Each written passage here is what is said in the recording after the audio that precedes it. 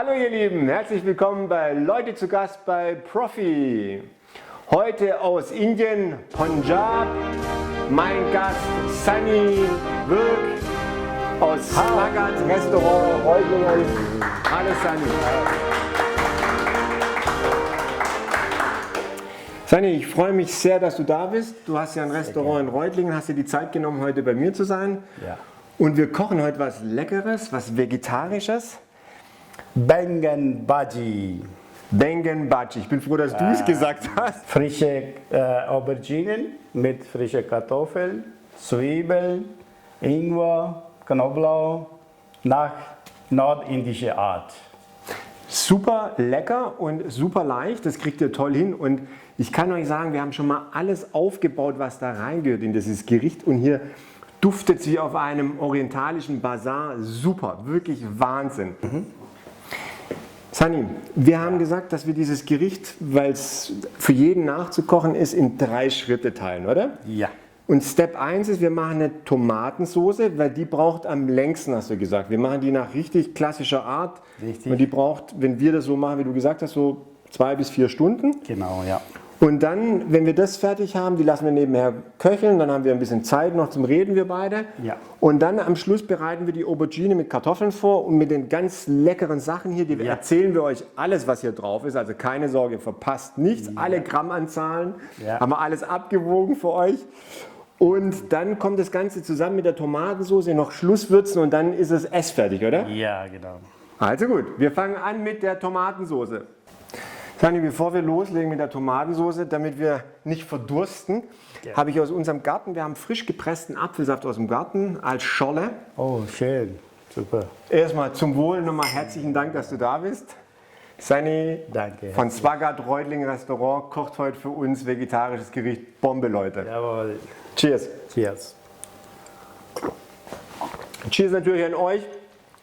Ihr könnt für das Gericht, haben wir gesagt, wir fangen mit der Tomatensauce an. Ja. Das ist für 2 Personen. Wir haben 3 Tomaten. Ja. Da hast du gesagt, Strunk raus und einfach nur würfeln, oder? Würfeln, ja. Also, dann, wenn du schneidest, kann ich dir ein paar Fragen stellen. Ja? Ja. Weil Sunny ist nämlich eine sehr interessante Person. Du kommst nämlich aus Indien. Ja. Wie lange lebst du denn jetzt schon hier in Deutschland? 30 Jahre schon. 30 Jahre. Und das, was ich sehr spannend fand, ist, du hast das Kochen eigentlich von deiner Mama gelernt, glaube ich. Ja, Ja, Mama Art. Ich koche heute Mama Art, ja. Aber es ist auch Original Mama Art. Ne? Original Mama Art. Nee, meine Mama hat sie immer mit Ghee gekocht. Ghee ist geklärte Butter, habe ich schon mal gemacht für euch, habe ich verlinkt, nachgucken, angucken. Ja? Ja. Dann seht ihr, wie man die geklärte Butter macht. Für alle Veganer, die vielleicht zugucken. Ja. Ihr könnt im Moment, wo wir die Ghee reinmachen, nehmt ihr Olivenöl, ja? Oder Neutralöl. Was würdest du nehmen? Neutralöl gerne auch, aber Olivenöl mache ich gerne. Also geht auch beides, ja? Ja.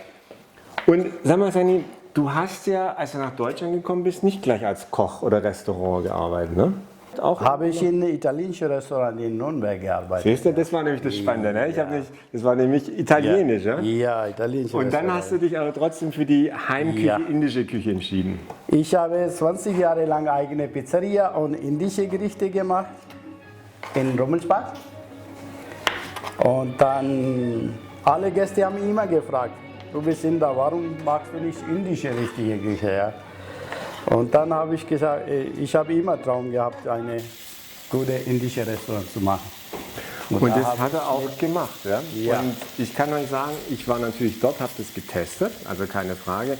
Ich war wirklich sehr begeistert, ich habe einen wunderschönen Abend bei dir gehabt. Und deshalb machen wir auch das Gericht, weil es einfach Bombe geschmeckt hat. Und euch soll es auch schmecken und es ist total lieb, dass er euch verrät, wie man das nämlich macht. Ja? Also, dann 200 Milliliter passierte Tomaten rein. Und dann hast du mir gesagt, die gleiche Menge an passierten Tomaten kommt auch noch Wasser rein. Ja, weil wenn das so lange abkocht, dann kocht es und reduziert ja runter, dass es nicht einkocht. Ja? Genau. Das heißt, wir haben hier auch nochmal 200 Milliliter Wasser. Richtig. Und jetzt kochen wir das einmal richtig auf und dann auf kleine Stufe köcheln lassen. Genau. Und dann so 3-4 Stunden. Ja. Was ich sehr spannend finde, was ich euch gleich verraten möchte noch vorher, aber ich habe mit ihm gesprochen, das wird nicht vorab gewürzt, also wie manche andere Sugos oder irgendwas, sondern das wird geköchelt und am Schluss wird es auch nicht mit Salz und Pfeffer abgeschmeckt wie normalerweise, sondern dann kommt Boxhornklee nachher rein. Ja? Das waren 5 Gramm, glaube ich, aber wir sagen euch, das ist noch Boxhornklee und erst ganz spät wird es abgeschmeckt. Also es unterscheidet sich von der Kochstrategie ein bisschen von unserer westlichen Küche, aber extrem spannend. Also wir setzen es auf den Herd und dann geht es weiter. Ja. Wir haben es erstmal voller Hits, 9 von 9 möglichen haben wir aufgedreht, also Full House. Ja. Kocht ein bisschen hoch, dann gehen wir runter und lassen es uns köcheln. Wir zeigen euch aber schon mal ein paar Bilder, dass ihr reingucken könnt, wie es sich vor sich hin köchelt, damit ihr schon mal einen kleinen Kitzler habt, wie es nach weitergeht. Ja? Ihr Lieben, die Zeit ist vergangen. Wir haben vielleicht noch mit unserem Söschen hinten noch so eine halbe Stunde, 20, 30 Minuten zum Laufen. Übrigens, rühren nicht vergessen ab und zu. Und jetzt hast du gemeint, wäre der Zeitpunkt, wo wir die Aubergine vorbereiten können. Genau. Also, während du natürlich die Aubergine vorbereitest, habe ich wieder Fragen an dich. Ja? Und zwar, was noch was Spannendes ist, und das zeigt, dass einer wirklich kochen kann, ist, der Sunny ist eigentlich, also ich habe bei ihm gegessen, ich habe vegetarisch gegessen und ich habe mit Fleisch gegessen. Und das Fleisch war super, also wirklich exzellent. Dankeschön. Und das Spannende ist, du selber isst aber gar kein Fleisch, du bist Vegetarier, ja? Ich bin Vegetarier geworden, ja, früher habe ich gegessen Fleisch, ja. Aber jetzt bist du Vegetarier. Ja. Schwierig ist ja, dass du Fleisch genauso lecker zubereiten kannst, obwohl du es nicht isst. Und dann hast du mir nämlich noch was verraten, dass deine Mama genauso war. Deine Mama hat kein Fleisch gegessen, hat aber für euch immer Fleisch gekocht. Stimmt das? Ja, und immer war lecker gekocht. Ja, Mama. Seht ihr? Lobt eure Mütter nach dem Video, geht alle hin, umarmt, wenn ihr habt, noch eure Mutter.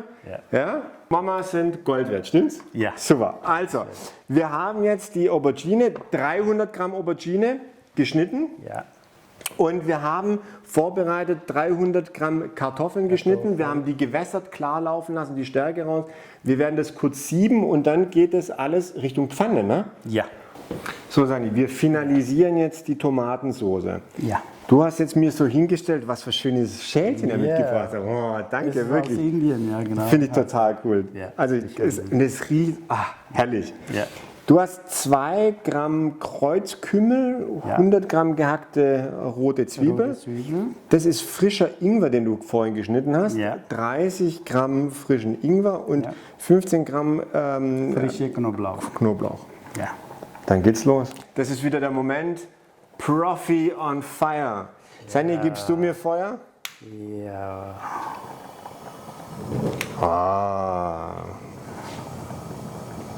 Coole Sache. Ja. Wir funktionieren gut als Team, ne? Ja. Die Pfanne braucht jetzt richtig, Rühr nicht vergessen. Die Pfanne braucht jetzt richtig Hitze, hast du gesagt, ne? Ja. Und dann? Ist in Ordnung, ja. So gut. Die schiebt schon Power, ja. Und dann kommt geklärte Butter rein. Ja. Und dann hast du gemeint, der erste Schritt, und das ist auch wichtig, das wusste ich nicht, der Kreuzkümmel, diese 2 Gramm Kreuzkümmel, die müssen dunkel werden, weil wenn du die später reinmachst, dann werden die nicht mehr dunkel. Ja. Und geben die dann, wenn du sie jetzt anröstest, dann hat der Kreuzkümmel ein bestimmtes Röstaroma? Richtig, ja. Kreuzkümmel unbedingt ist für die Verdauung sehr gut, ja? Damit das einfach ist. Kümmel, Verdauung, super Sache. Ich bin sehr gespannt. Ihr bestimmt auch. Das wird alles toll, ja. Sehr lecker, lecker. Wenn wir im Restaurant sind und das bei dir bestellen, weißt du zufällig, welche Nummer das ist? 81. Also, die 81, ja. Du sagst mir, ich gebe dir... Ja, okay. Oder müssen wir noch warten? Ja, kannst du dazu geben, bitte. Ja. Darf ich? Ja. Dann habe ich das indische Gericht mit zubereitet. Ja? Ja. Also die gefallen mir.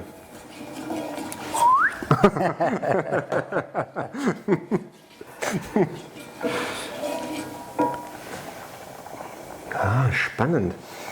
Oh. Riecht. Leute, wenn ihr, also ich habe das noch nie so gesehen, aber ich riech's im Essen manchmal und jetzt weiß ich, das ist der geröstete Kreuzkümmel. Ja. Wenn ihr das selber mal macht und im Restaurant seid, da geht euch eine Idee auf, wie Vicky. Cool. Und was ist der nächste Schritt? Was kommt als nächstes rein? Nächste kommt die geschnittene Zwiebel. Okay, jetzt ist der Moment für schon braun Zwiebel. Bitte geworden, sehr. ja. Darf ich rein? Ja, gerne.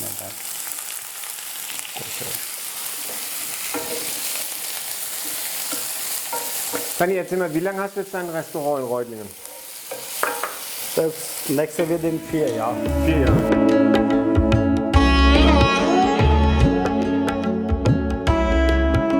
Jetzt darf ich mir Ingwer geben, bitte. Ingwer, ja. Zugeben.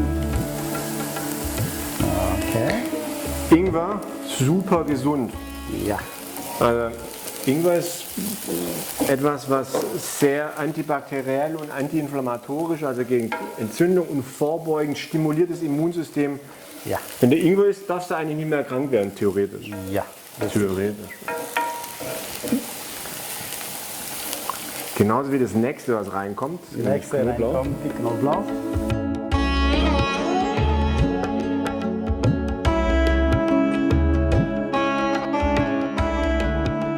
Und jetzt können wir Kartoffeln eingeben. Ja. Kartoffeln reingeben. Also Moment. Die Kartoffeln, die haben wir natürlich noch gewässert. Die schütte ich jetzt ab.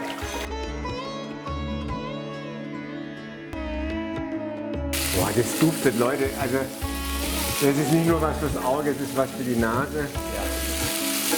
Das ist also das Kochen heute mit ihr ist für mich wie eine Entführung nach Indien. Und was ist das nächste, was reinkommt? Also wir haben noch ein bisschen Zeit, aber was wäre das nächste? Die Aubergine. Aubergine. Die haben wir auch kurz gewässert, damit die nicht dunkel wird. Ja. Schütte ich auch ab, dann kann die schon mal ein bisschen trocknen. Fanny, was ist dein Lieblingsgericht in Deutschland? Von der deutschen Küche? Schwierige Frage. Oder von der westlichen Küche, kann auch italienisch Ich sein. habe auch schon gerne Maultasche gegessen, damals auch Schnitzel gegessen, auch. Und ja, eigentlich alles gegessen habe. Aber Maultaschen hast du auch gegessen? Ja. Also was geht besser? Ja? Maultaschen, mehr Schwabe kann man schon nicht sein. Ja? Also jeder Schwabe muss jetzt hier einen Daumen hoch machen. Ja? Aubergine. Erst die Aubergine und dann nach die Kurkuma. Ja. Aber wir warten noch oder jetzt schon? Nee, jetzt schon kann man. Okay, jetzt kommt die Aubergine. Ja. Die Kartoffeln sind noch nicht ganz fertig, aber die Aubergine braucht auch ein bisschen. Ja. Jetzt dürfen wir ein bisschen Kurkuma. Kurkuma haben wir gemessen, war 2 Gramm. 2 Gramm. Und Leute, Kurkuma auch extrem gesund. Es gibt Therapien, gerade bei Leuten, die tatsächlich bösartige Erkrankungen haben, wo man sagt, Kurkuma wird da als Begleittherapie mitgegeben, um das Immunsystem auch zu stimulieren und die Krebszellen anzugreifen. Also das ist tatsächlich, Kurkuma ist auch in der Medizin wirklich ein bekannter Faktor. Ja? Ja. Also bis jetzt tolle, gesunde Sachen hier drin. Ja. Und dann hast du hier noch ein Gewürz mit dabei, wie nennt sich das, wo die ganzen verschiedenen drin sind? Garam Masala heißt das. Garam Masala. Garam Masala. Und da sind 20 verschiedene, oder an die 20 Gewürze, verschiedene. Ja. Und Mindestens 20. Da war Kardamom, hast du gesagt. Sind Nelken drin und Koriander drin. Also all die tollen Sachen. Die tollen. Und wenn ich jetzt das nachkochen möchte, Ja. wo kriege ich diese, zum Beispiel dieses Masala? Masala. Das gibt es im Asialaden, in auch Reutlingen gibt es Großhandel, kannst du auch überall bestellen. Das, also Nicht traurig, wenn ihr nicht aus Reutlingen kommt. Wenn ihr woanders herkommt, kriegt es auch im Großhandel. Und Ja. es gibt orientalische Läden, da kriegt man es auch. Zum Beispiel Ja. Türken, Perser, Ja. auch wenn ihr einen indischen Laden habt. Und auch beim Edeka. Edeka. Aber da müsst ihr wieder in Reutlingen sein, beim Edeka Möck. Die haben das auch, weiß ich. Das habe ich nämlich dort gesehen. Ja. Und wann kommt das hier rein? Sie können sie auch gleich reintun. Herrlich. Darf ich drüber machen? Ja. Auch hier haben wir Garam Masala, ja. 2 Gramm. Ihr seht es nachher aber alles in der Infobox, versprochen. Vielleicht habe ich mich jetzt bei einem oder anderen vertan, aber ich war mir ziemlich sicher, dass es so ist. Sehr sicher. Und dann was für nicht weiche Brötchen hier haben wir schon vorbereitet. Chili. Und wo ist unsere Chili? Chili!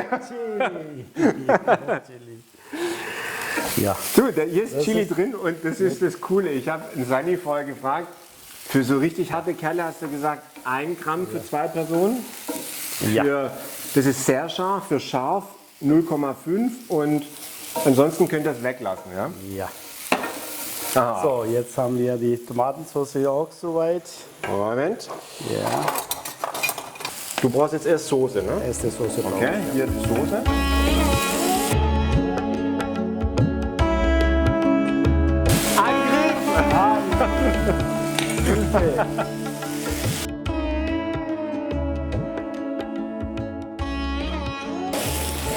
So, jetzt kann wir. Boxhornklee? Ja, genau. Darf ich einfach verteilen? Einfach.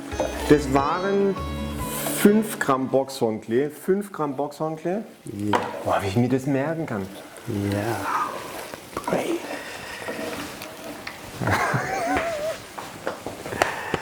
So. Und jetzt 2 Gramm Koriander. Geben muss ich das ein bisschen. Pürieren.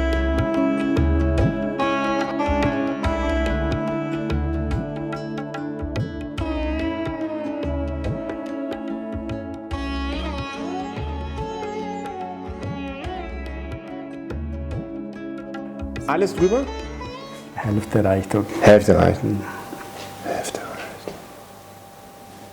Hälfte. Super. Dann 1 Gramm drüber. Ja.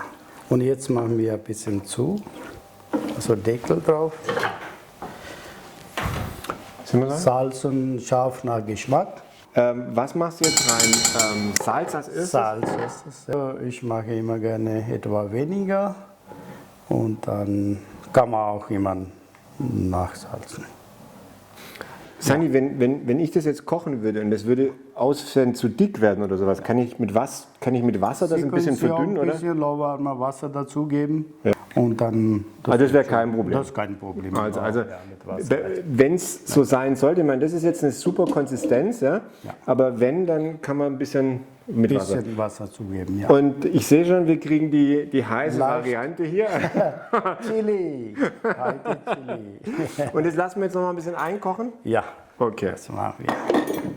Fertig ist fertig, ja. Okay, genau. also Am Ende. wie bei allem anderen auch, Kartoffel stechen. Ah ja, guck mal, Kartoffel super. fertig, dann Wenn die Kartoffel fertig ist, fertig, ja. kann ich schon gekochte Kartoffeln nehmen und reinmachen oder geht das Das nicht? würde auch gehen. Super. Würde auch gehen. Wunderbar, Also ihr könnt auch gekochte Kartoffeln nehmen. Maßstab auch hier, wenn die Kartoffel durchzustechen ist. Ein Duft, mega. Du, sag mal, es ist auch so, dass du bei dir im Restaurant auch Mittagstisch hast, ne? Ja. Also er hat einen Mittagstisch und Ja. das wäre jeden Tag bis auf Montag. Außer Montag, ja. Also, dann wisst ihr das auch mittags, wenn ihr schön im Job dahin wollt, müsst ihr halt mal kurz von Hamburg nach Reutlingen fahren. Ist halt so, ja? Wenn ihr zu Sani wollt, müsst ihr halt mal fahren. Bei den Benzinpreisen momentan nehmt die Bahn besser.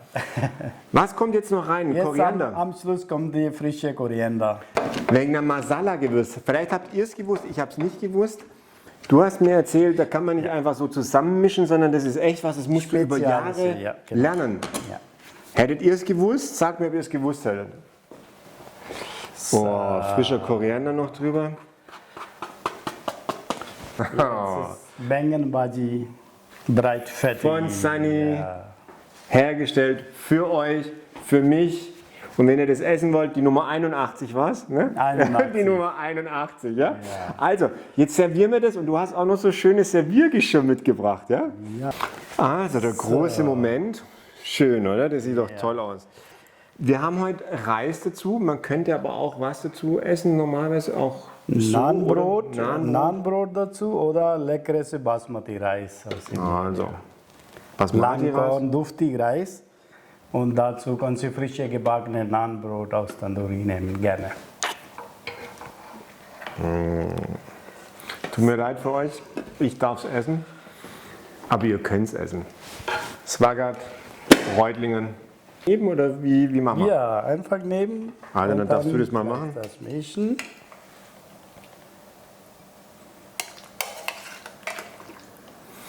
Das duftet so herrlich. So, Also, vielen herzlichen Dank erstmal fürs Kochen. sehr gerne. Duftet super. Jetzt kommt natürlich der große Moment, wir probieren das Ganze. So. Guten Appetit. Also, guten Appetit. Ihr kennt mich, ich probiere immer erst so und dann kommt da rein.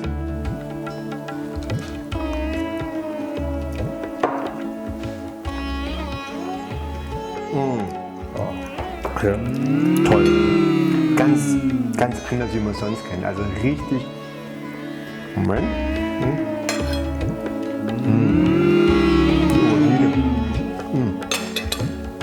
Und die Gewürze. Also, das ist super, super lecker. Wirklich. Bravo! Toll.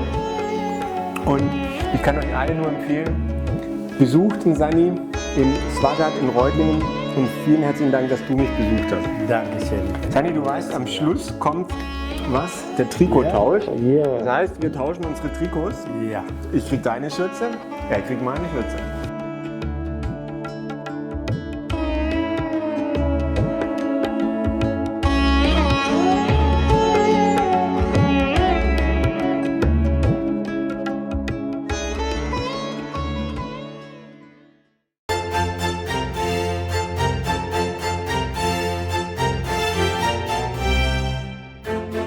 Are you ready for the cookie?